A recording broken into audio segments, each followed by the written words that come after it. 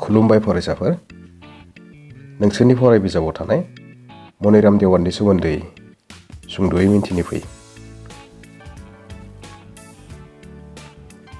मनिराम बरबान्दार बरुवाया मनिराम देवान मुंजों मिथिजायोमोन। बिथाङा मानफोरा आसामखौ गाग्लोबनाय समाव जानांनाय जालाखारजों लोगोसे आसाम हादर 1826 मायथाइयाव माबोरै ब्रिटिशनि आखायाव थांदोंमोन बे गासैबो जाथायखौ गावनि मेगनजों नुदोंमोन।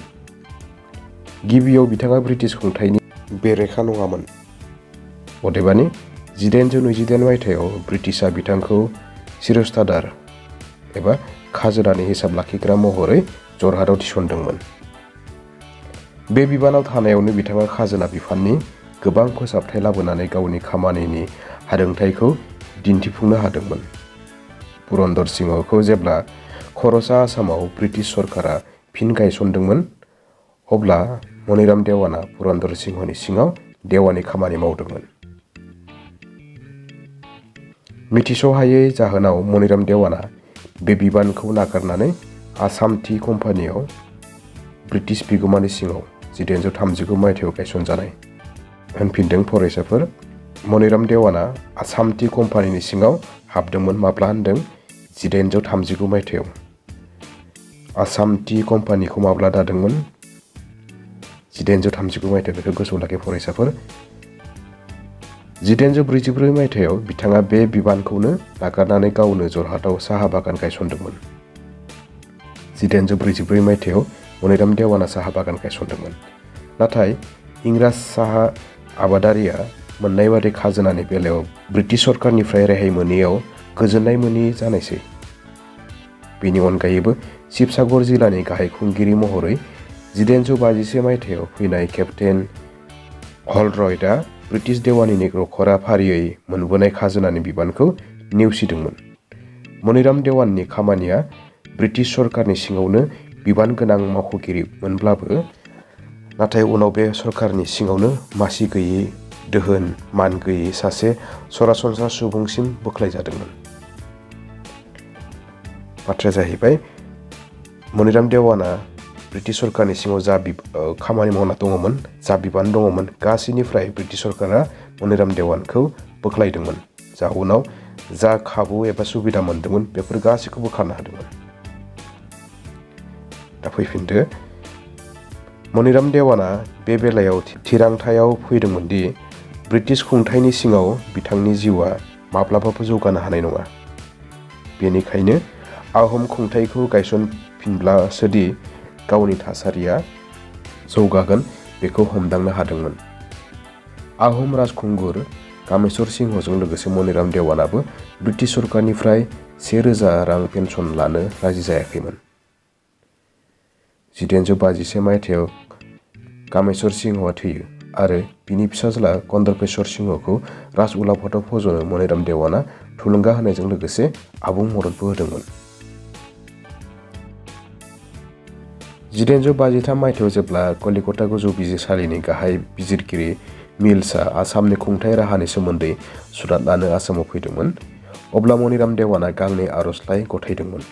गांसेयाव बिथाङा ब्रिटिश कम्पानिनो होनाय सिबिथायनि मोनसे फोरमाय बिदां होनानै सरकारा जाहाथे एसे फिथाय बिथांनो होयो बेखौ खावलायदोंमोन।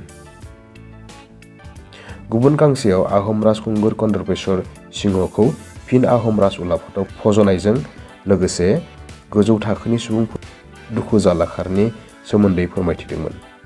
बे आर'जलाइयाव बिथाङा इंराज खुंथायनि सिङाव आसामनि रायजोफोरा मोननाय माखासे मोजां फिथाइ जेरै आहम खुंथायनि समाव सोलिनाय खोमा गन्थं हाख्लाबनाय साजाखौ फोजोबस्रांनाय बाथ्राखौ मख'दोंमोनब्लाबो इंराजनि खुंथायनि जाहोनाव जानाय गाज्रि खामानि जेरै थि नङि सुबुंनो पेन्सन होनाय, गोजौ थाखोनि सुबुंखौ बायदिसिना खाबुनिफ्राय नेवसिनानै सरासनस्रा सुबुंनि थाखोआव बोख्लायनायखौ मख'दोंमोन।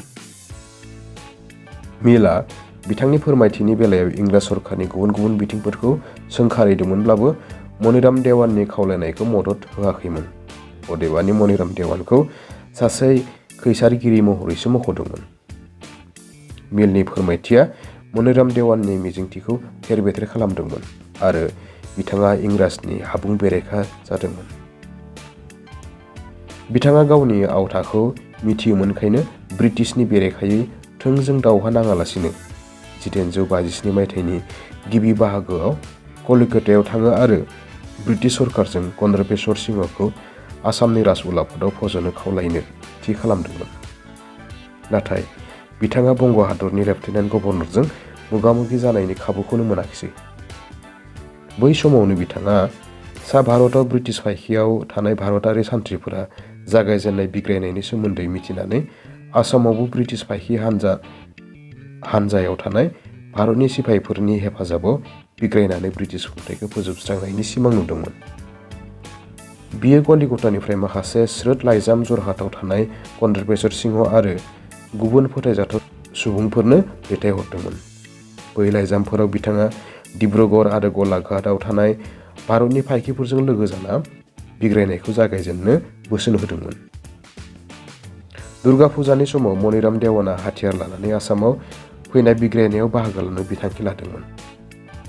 नाथाय खाफाल गाज्रिदि बे गासैबो स्रोद बिथांखि मख'नाय थानाय लाइजामफोरखौ शिबसागर जिल्लानि खुंगिरि केप्टेन हलराइटआ मिथिनो लाहैयो आरो मनिराम देवानखौ लोगो लोगो कलिकतायाव हमो।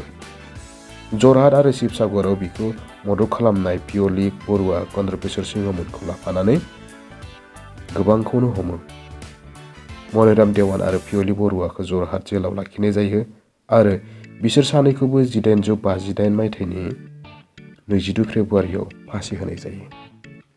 फरायसाफोर, सुंद'यै मनिराम देवाननि सोमोन्दै बेखेनानै आनजादाव फैयोब्ला जेन नोंसोर लिरनो हायो आरो माखासे बाथ्राफोरखौ गोसोआव लाखि मा मायथाइयाव मा खालामदोंमोन मा मावदोंमोन बेफोर आनजादाव फैयो। दिनै सावरायनाय आयदाया एसेनोसै। जोब्बाय, गोजोन्थों।